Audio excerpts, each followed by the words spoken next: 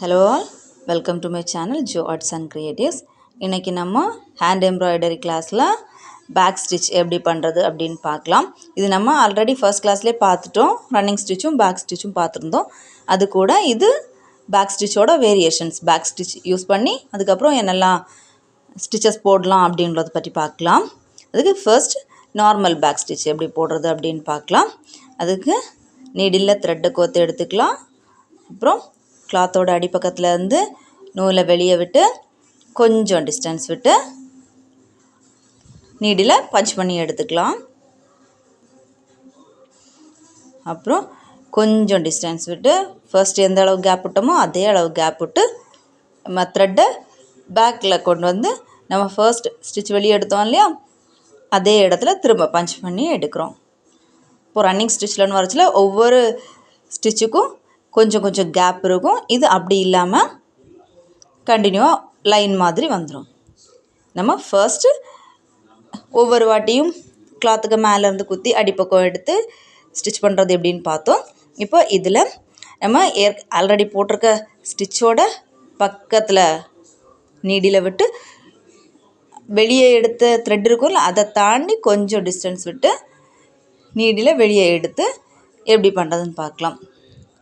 Same back stitch தான், இதுனா கொஞ்சம் டைம் சேவ் ஆகும், ஈஸியாகவும் இருக்கும். நம்ம கிளாத்துக்கு அடிப்பக்கமாக நூலை விட்டு பின்ன அடிப்பக்கத்துலேருந்து மேலே எடுத்து அப்படி இல்லாமல் கிளாத்தோட மேல் பக்கத்துலேயே ஒர்க் பண்ணிடலாம்.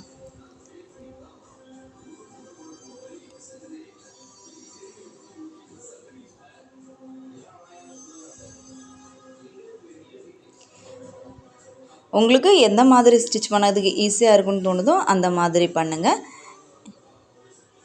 ரெண்டு மாடல்லையும் பண்ணலாம், ட்ரை பண்ணி பாருங்கள். உங்களுக்கு எது ஈஸியாக இருக்குமோ அதிலே கண்டினியூ பண்ணுங்கள். அப்புறம் முடிக்கிற டைமில் கிளாத்தோட அடிப்பக்கத்தில் நாட் போட்டு எடுத்துக்கோங்க. அப்புறம் இன்டர்லேஸ் பேக் ஸ்டிச் எப்படி பண்ணுறது அப்படின்னு பார்க்கலாம். நம்ம ரன்னிங் ஸ்டிச்லேயும் இன்டர்லேஸ் ரன்னிங் ஸ்டிச் பார்த்தோம், அதே மாதிரி தான் இது. அது ரன்னிங் ஸ்டிச்சில் ஒர்க் பண்ணோம், இது வந்துட்டு பேக் ஸ்டிச் போட்டு அதுக்கு மேலே ஒர்க் பண்ணுறோம்.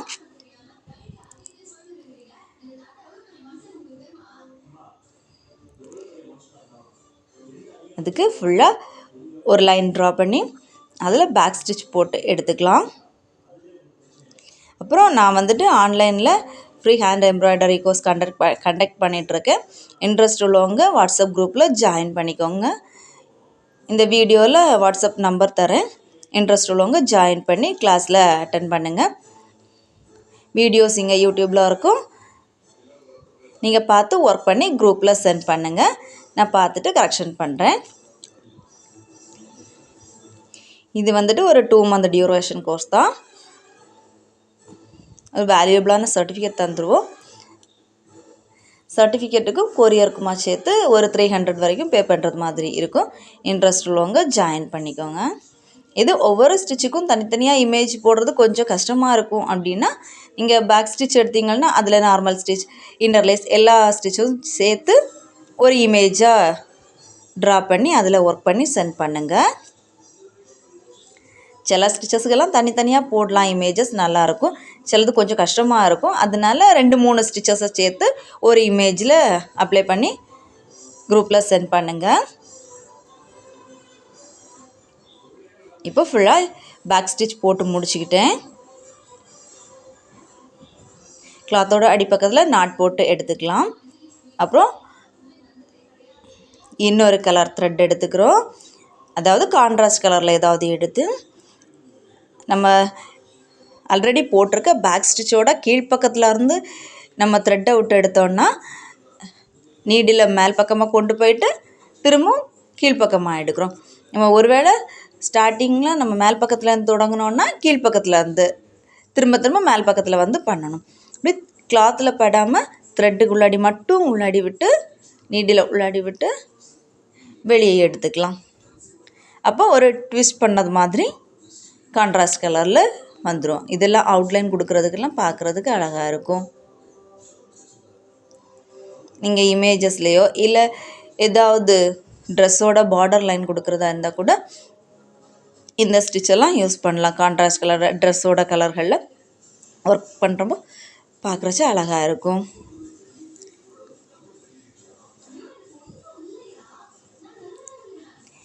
இதை நம்ம இன்டர்லேஸ் பேக் ஸ்டிச்சுன்னு சொல்லலாம், இல்லைன்னா விப்ட் ஸ்டிச் அப்படின்னும் சொல்லலாம். சேம் தான். அப்புறம் டபுள் இன்டர்லேஸ் பேக் ஸ்டிச் எப்படி பண்ணுறது அப்படின்னு பார்க்கலாம். நம்ம ரன்னிங் ஸ்டிச்லேயும் டபுள் இன்டர்லேஸ் ரன்னிங் ஸ்டிச் பார்த்தோம். அதுக்கு வந்துட்டு டபுள் லைன் ட்ரா பண்ணி அதில் ரன்னிங் ஸ்டிச் போட்டு அதுக்கு மேலே இன்டர்லேஸ் ஒர்க் பண்ணோம். இது அப்படி கிடையாது. நம்ம வந்துட்டு நார்மல் பேக் ஸ்டிச் போடுறது மாதிரி ஒரே லைனில் பேக் ஸ்டிச் போட்டு எடுத்துக்கலாம்.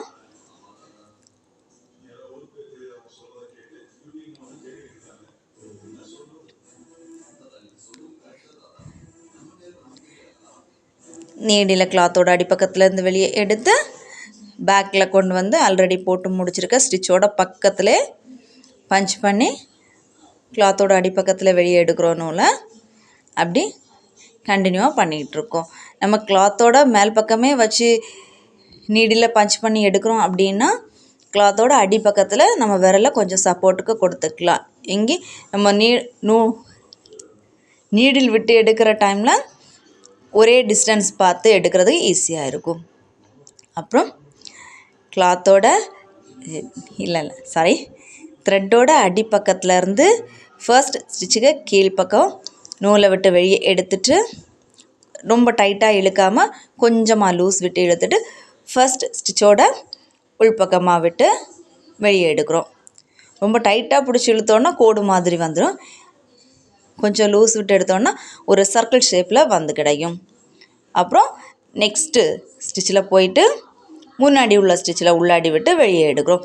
ஒவ்வொரு ஸ்டிச்சும் இப்போது 2வது ஸ்டிச்சில் வெளியே எடுத்தோன்னா முன்னாடி இருக்க ஃபஸ்ட்டு ஸ்டிச்சுக்கு உள்ளாடி போட்டு எடுக்கிறோம். கிளாத்தில் படாமல் நம்ம பேக் ஸ்டிச் போட்டிருப்போம் இல்லையா, அந்த த்ரெட்டுக்கு உள்ளாடி விட்டு வெளியே எடுக்கிறோம். இதை அப்படியே கண்டினியூவாக பண்ணி வெளியே எடுத்துடலாம். பேக் ஸ்டிச்சோட வெளியே மட்டும் எடுங்க. த்ரெட்டில் இன்டர்லேஸ் கொடுக்குற த்ரெட்டில் படாமல் ரொம்ப டைட்டாக வேணாம், கொஞ்சம் லூஸ் விட்டு பண்ணுங்கள். அப்போ தான் அந்த சர்க்கிள் ஷேப் நல்லா வரும். நம்ம த்ரெட்டை பிடிச்சி டைட்டாக இழுத்துட்டோன்னா கோடு விழுந்தது மாதிரி வந்துடும்.